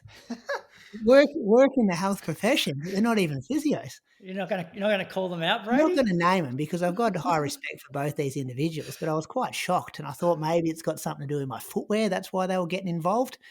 But they just wanted to put their 2 bobs worth in. Through a third source as well, Croaks. Didn't come to me directly. Went to the weak link in Moose, just a bit easier person to go for. What was my response to you, Brady? What did I tell you to tell them? Exactly the same as mine, Croaks. Stay in your lane. I didn't ask my dentist what he thought. I didn't go to the optometrist. I don't need to hear a podiatrist's thoughts on this little niggle I've got up in my groin. It's a long way from my feet. Yeah. I know they do have some kind of relationship. And I did ask Moose, do they think it's something to do with my footwear? but they thought, nah, your bloke's just got it wrong. Which So, I was quite offended. Do they think like country town physios? Is that what the issue is, Moose? Nah, like you've gone on a podcast and it's bloody rough on your physio. You coming up and trying to explain that shit because everyone's just going to make up their own mind and hear it differently. I don't do a great job of explaining stuff sometimes. Nah, and you've really thrown him under the bus there. But what? I've only said good stuff about him. I know, but like just your explanations, you get it wrong, and he makes it sound like he's like. I'm not a medical professional. I know, that's my whole point. Stay in your lane. I'm saying that he would have been cringing if you heard him if he heard you talking about how you described it. But so we actually had a chat. There was another physio on the run, actually, good physio, female physio, may have run for Australia before on the Sunday long run, and we were having a good chat about this, about your treatment and everything. Yeah. And the first thing that I said, and I said this because this is how I felt for a long time. I said, Brady's one of the top 10 marathoners in the country we have right now, or let's say the top 15. Yeah, where are you ranked 15 this year? I don't know. I haven't looked up my ranking yet this year. But let's say you're the top 15th ranking. I'd say top 12. It's only May, but yeah, anyway. So you're in our upper echelon of Australian marathoners right now in our sport. Now, it's a big gap though, Moose. If you had this hip injury and you played for a local football club and you went to a physio or even like, let's say a VFL player, let's say you were the 1,000th, I can't say that, 1,005th best player in Australia or even in Victoria, do you know what they're doing? They're looking at you going, well, fucking get a scan straight away. Let's get this guy back on the park as quick as we can. I'm not going to guess. These tests, we can get a bit of an idea, but a scan's going to tell us everything. You need to get back out there as quick as possible. Let's do everything we can for you.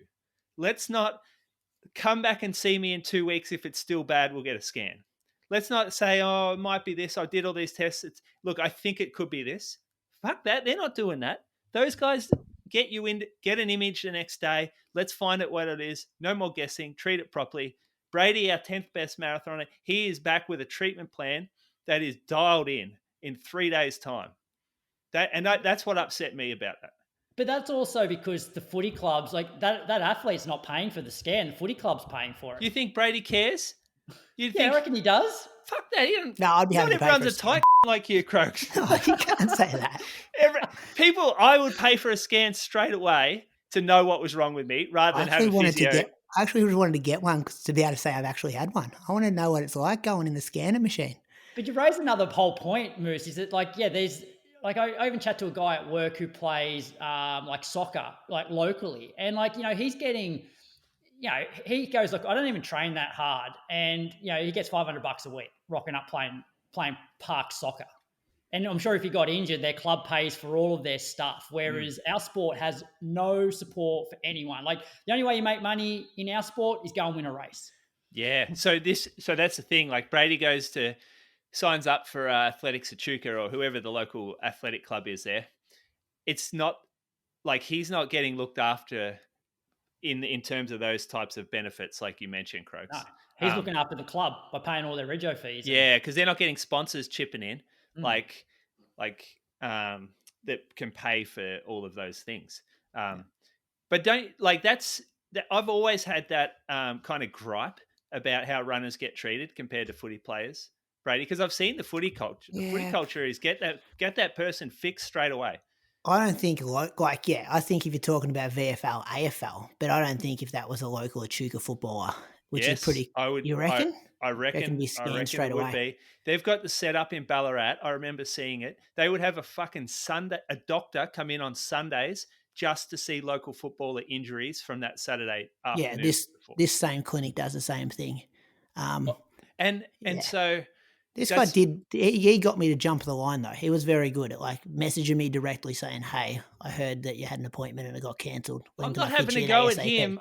I'm not having. This isn't personal. Yeah. This is just how runners get treated different to how it's like for you. It's some kind of side hobby, but for a local footballer, it's like, oh fuck, get him back on the park. Yeah, I was trying to encourage people though. I'm like, get in quick. I thought I got I too. gave it 2 weeks after the marathon, didn't heal, and I'm like, okay, rest hasn't helped this thing. I've got to see a physio ASAP, which is a bit of my like Brady on the loose. I'm like, get in quick. But I don't think I should have pushed for a scan though, Moose. I think he got the diagnosis right, and How do you what know he I'm got it doing is right? You don't improved. know he got it right.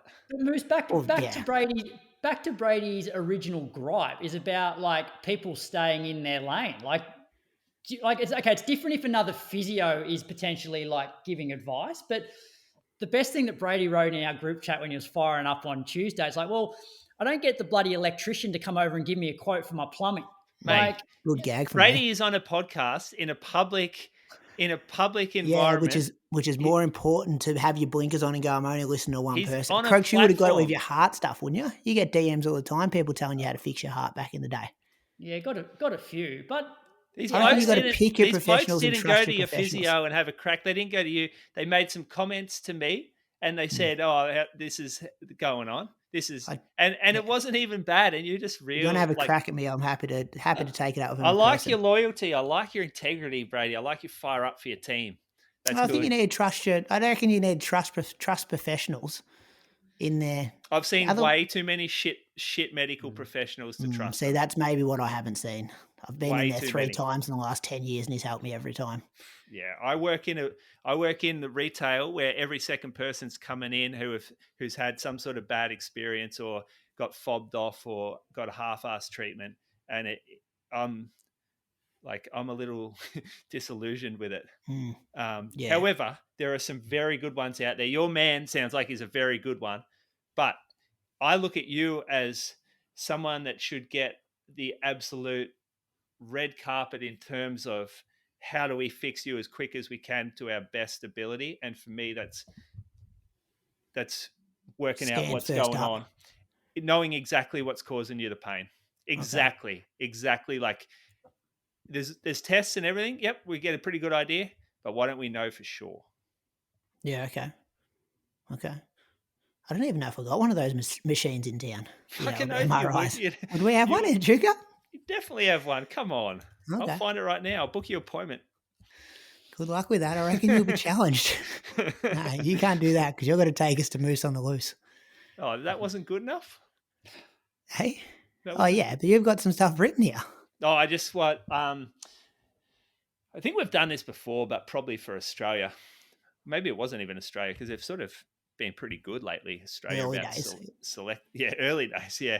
But Caden Shields, he's in the top 100 at the moment, but he's not going to World Champs. Not getting selected because Athletics New Zealand, they pick based on your potential to finish in the top 16 of the event, and they've, I guess, assumed that he doesn't have that potential. So yeah, there's none of those ranking spots go to Athletics New Zealand athletes. They just you got to run the automatic qualifier basically to get picked in their team. Even though the whole idea of this ranking system is half the field comes in on rankings and half goes in on autos, they've somehow decided that upper performance athlete that's having a crack at the front pack is the only one that they should be sending to the events. And I just think it fucking kills the hopes and dreams and motivations of anyone who might still make the top 100 in the world to even bother trying. What a shit organization that thinks, yeah, this will be great for our sport, is if we just take the people that may finish in the front of the race. How bad is that? How disillusioned are you with your country when they're telling you that? Yeah, that's Australia. So Australia back in 10, 15 years ago, that was the same. Oh, just destroys your soul.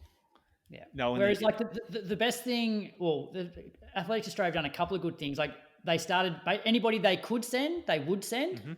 Mm-hmm. And even back when like the standard for the marathon was 2:19, it's like that was great for a lot of not sort of the top tier athletes, because at the same time that the marathon was 2:19, it was maybe 13:30 for 5K. And it's like, as we know, there are a heap of guys that have the potential to break 2:19 that can get nowhere near 13:30. And so I feel like it was a bit of a resurgence for Australian marathoning because of the relaxed standards. Yeah. Compared to when it was, I don't know, 2:12 at the time, and we had guys like, Brett Cartwrights and stuff who were probably 2:13 runners, but they knew that they had to run 2:12 or they weren't getting on the team, and they would often go out at 2:11 and blow up.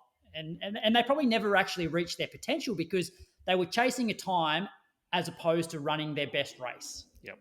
No, I fully agree with that. Like, it's like the US trials.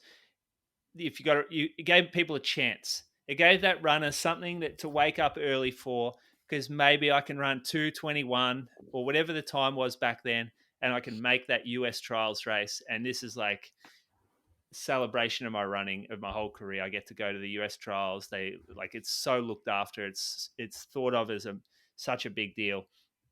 And it kept that next batch of athletes coming through, kept that homegrown, like that homegrown kind of runner next door type athlete out there training, giving them some motivation, and just really like a cool system. That's what I loved about it more than anything, is that it kept the post-college runners, over here you'd say it's like the post-track runner, kept the post-track runner involved in the sport.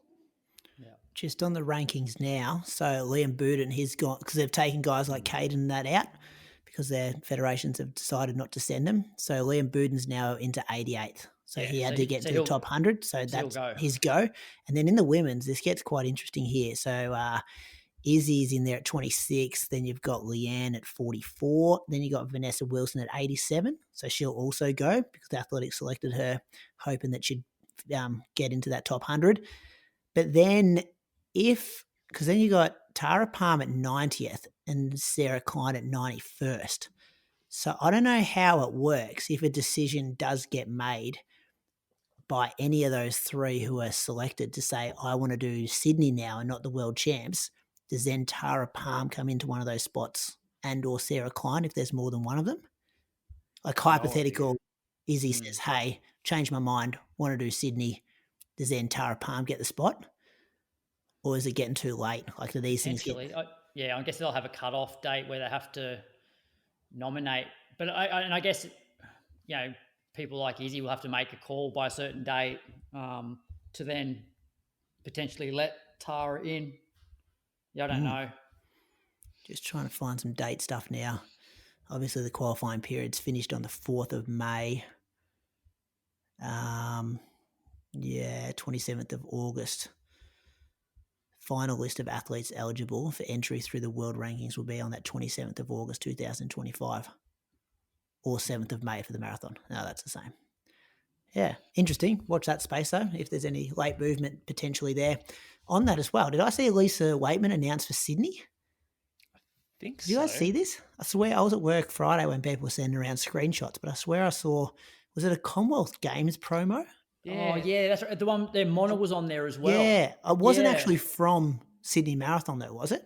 No, but she did say that, hey, like I'm almost 46 and I'm running, I'm pretty sure she mentioned Sydney. Okay, that's the first big name that we've seen committed to Sydney then. That's exciting. Big money, big day is the first one at the major. I guess we'll start seeing names shortly, won't we, for Sydney and the Gold Coast. Gold Coast elite fields have to be just around the corner. Yeah. It's normally, a couple of weeks out they announce it? Jeez, look into your crystal balls. First Aussie woman at Gold Coast Marathon. Considering we got those three I just mentioned going to world champs. Lisa going to Sydney.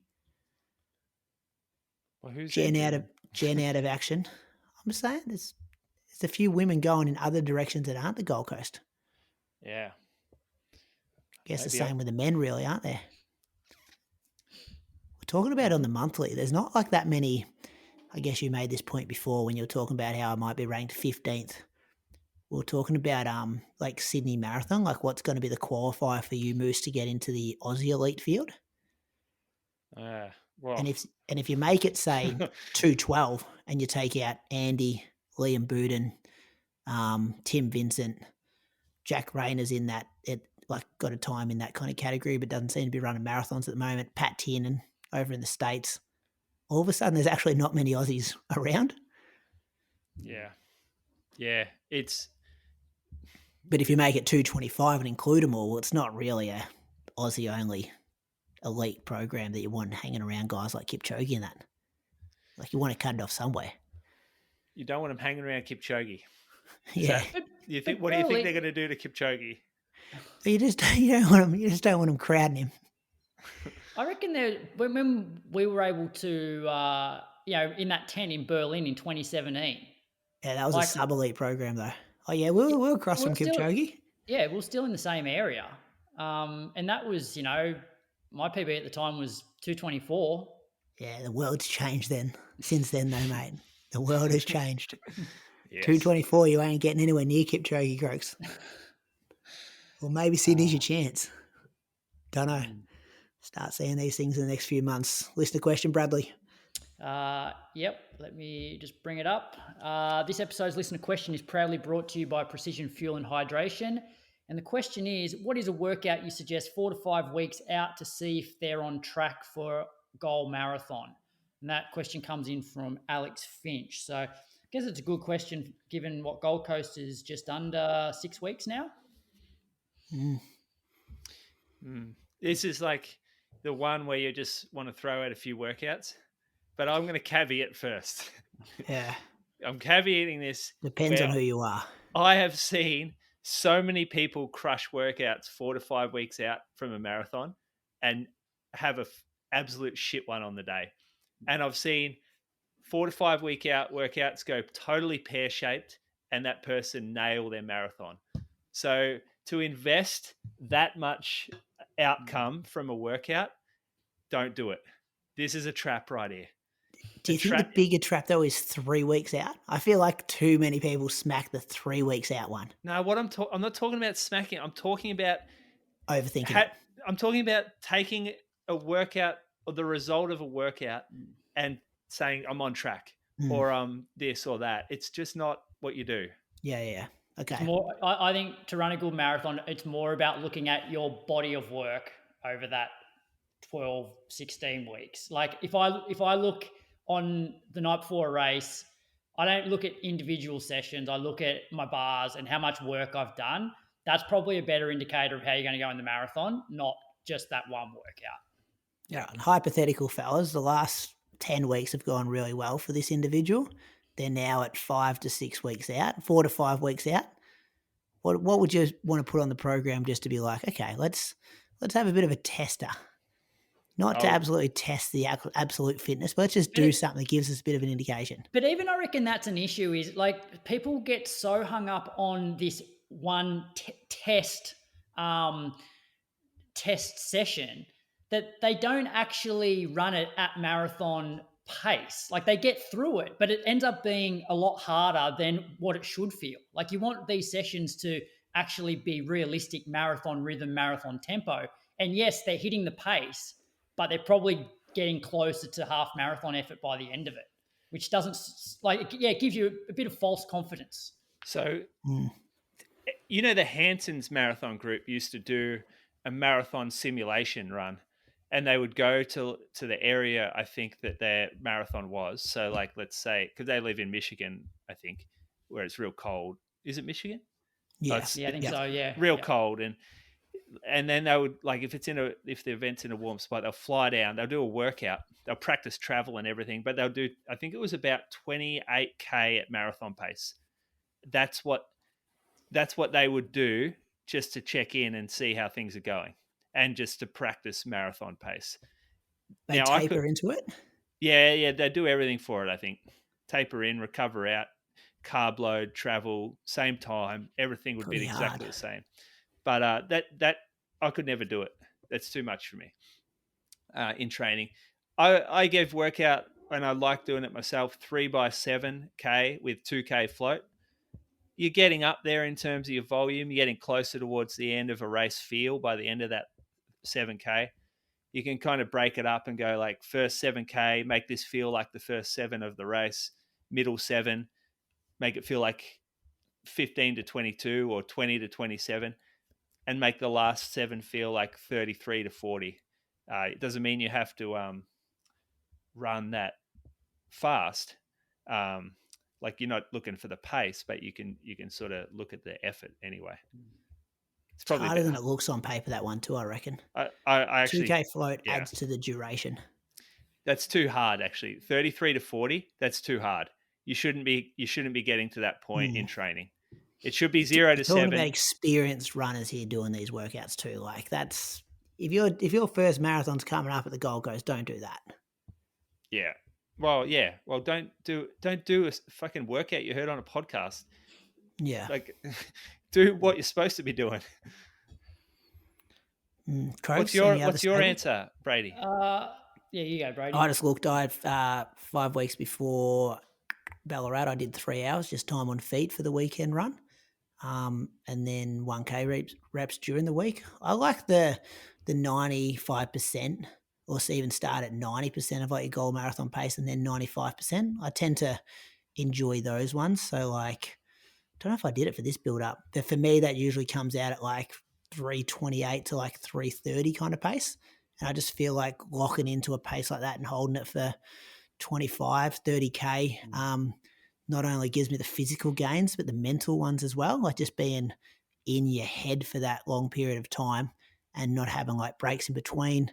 Just looking back here, I did that 3x10K where I started the first 10K was maybe at that pace. So like close to 3:30 pace. And then the second one at 3:25. And then the last one was at goal marathon pace.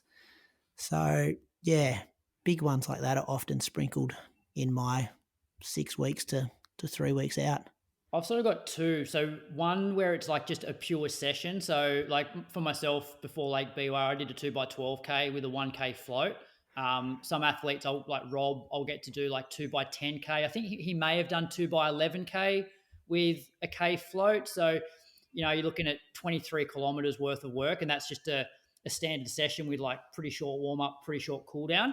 And then another thing that I've done a lot is an hour 45 to 2 hours over the hills, and then just lock in for 30 odd minutes at marathon pace at the end. Like, you know, 8 to 10K worth. Like that simulates the marathon pretty well, because the 2 hours or hour 45 to 2 hours bangs up your legs.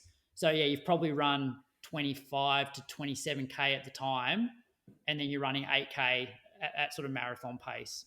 So they're sort of two that I've done in the past. Yeah, I did that one the week after the 3 hours. So this would be 4 weeks out, 28Ks into 3 sets of 2K, 1K reps. I remember doing that with Andy, helped me out. That came out 40K. I think the two differences is like that fast finish long run is going to replicate that sort of running fast on probably slightly heavier legs than what that individual session does get you, especially if you've done that first part over the hills.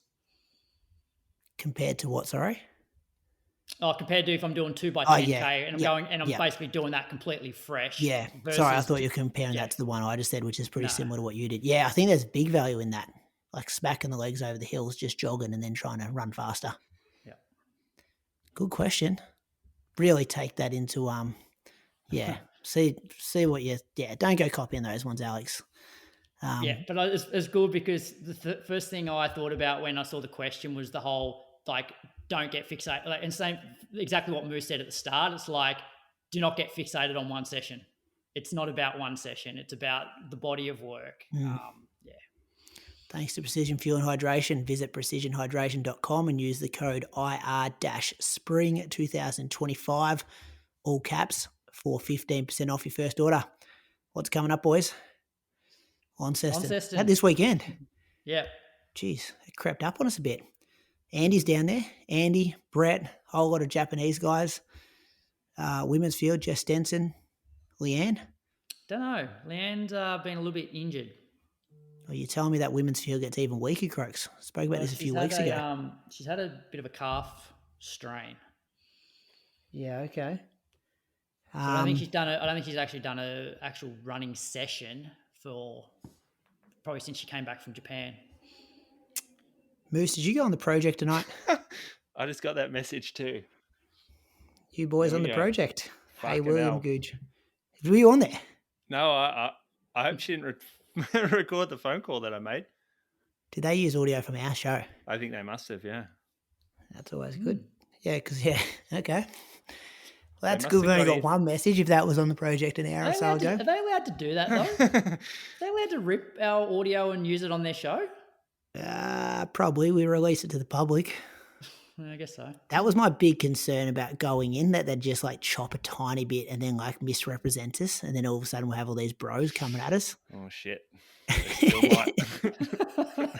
Might turn the phone off for the next 72 hours. I would laugh, though, if they actually did record Moose's phone call that he had and he didn't even know that it was being recorded. Did you respond to that message? Hey? I'm going to respond to that message now while you tell me about what else is coming up, Croaks. Not much for me. Just another couple of treadmill sessions. Nothing too exciting. Grand Slam track though. Got a few Aussies in action there. Yep. So we'll have Jess involved there. Leonora's on this weekend as well. Remember Leonora? Yeah, I saw the fields today. Yeah. Big cash, $65,000 worth of money. Good fields, Brady? It's on the Runners Tribe website. I did see Matthew Ramsden. Sorry, their Facebook page was in the men's. It's hard for him, isn't it? Like this time of the year, running a mile race, and then you've got all the a lot of our top runners overseas at the moment. Yeah, so it used to always be. I used to always see it as a bit of a cash grab for our top athletes before they headed overseas. They'd often do that and then fly out of Perth overseas. So Pete Bowl, Matthew Ramsden, Luke Shaw are the kind of three headliners in the men's. Then you got Georgia Whincup, Zoe Malish, and Angie Ross, Braille Urbacher. But yeah, there's not a lot of names that I know here, but in saying that, there's a lot of good 1,500 metre kids coming through that I actually don't know a lot about. So yeah, a bit of cash there to be won for a few people. Moose, what do you got coming up between now and then? This week, nothing really. Just training. Got to get a good week in this week, and then Gels the week after. Ooh, a bit of 6K action. Yeah. Okay, that's good. Zaka did say to remind people that those tickets for the live show, he did have a date, but ASAP, like soon as possible, probably before we, the end of the week. I think he's thinking. They're talking to Zaka today about outfits to wear, boys. I've got an idea for a special guest as well. Not sure if you'll be keen on it. I've got an idea of a special guest to get up on stage. Oh yeah. That's why I also want to see the elite fields for Gold Coast to see who's there. Yeah. You start to build the panel. Build the panel. Build the special guests. Talk about that off air. Thanks for being. Any hints on? It'll give it away. Give it away. Just I don't want to give out hints if you two just shut me down off air in 30 seconds time as well. Did that message just come in about the project? Nah. No. All right. I'm intrigued now. This could be it for us. The bros could get us. We're not going to get to episode 400 after all that. The project for overseas listeners is a big TV show that happens every night in Australia. Oh yeah. News and current affairs. Current affairs sort of show. It's freaking me out that we may have been on that TV show. I had a phone call from a producer yesterday, and just to get a bit of background on the Will Googe stuff, and they offered if we would like to come on, and I politely declined because I felt like I wasn't quite across the content well enough. Yeah, I'm glad I didn't say much on that topic at all, so I reckon I'm safe from the project. Brady, I reckon it's going to be Brady. He went hard. Brady's. I didn't go hard. I just said do your research. I'm kind of glad it's you too, Brady. I was just trying to move him on. No, I just said do your research on the topic. I said I don't know, not sure anyone knows. Just do your research on the topic. I did see a lot of people sharing your stuff about the smoking stuff, though, Moose. Really? A Tempo Journal did like an article on him, and then someone had like commented on there saying like, do people find it weird that he like smokes like he's a hero at the end of these challenges when he's trying to raise money for cancer? And they got a heap of likes. Well, yeah, it makes sense to me. Like that, that means that he's clearly doing this just to promote his own image, right?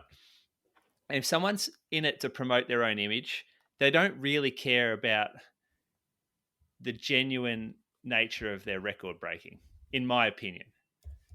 And that's why I think that there'll be question marks here. How much money did he raise? Do you know? I don't even know if he was raising money, was he? Yeah, he was raising money. I remember, here we go, mycause.com.au. Here we go, fastest person. Oh, yeah, so target was 50,000 and he raised 22,138. How much of that got spent on the trip, though? Is there a caveat in there? Should have done this. This is where it gets us in trouble for not doing research. I'm not sure. Yeah, not sure how much goes to... Well, it says Cancel Council Australia. Anyway, we're moving on before we get in trouble. Thanks for being with us, listeners. See you again next week. Patreon supporters, keep an eye on the feed tomorrow night. Going to have an interview for you. Doing a long-form interview for the weekend, fellas. Ooh. With a good man. I'll tell you about that off air as well. Coming out this weekend for everyone. See you, boys. See ya. Want to make your next race day the best one yet? Well, dialing in your nutrition strategy is one of the most effective ways you can do that. Luckily, our show sponsor, Precision Fuel and Hydration, offers you the chance to do this in the most effective way possible. Book a free consultation with their team to fine-tune your fueling plans. Emphasis here on you, as they offer tailored advice based on your circumstances and the race you're taking on. They're there to help you achieve your goals all year long, and as mentioned, this service is free of charge and a great opportunity to ask them any questions you may have about fueling and hydrating for your race. No question is too daft for them. We've loved Precision for a long while, and this free service is another reason why. Use the link in the show notes and use code IR-SPRING2025 for 15% off your first order and start smashing those goals today.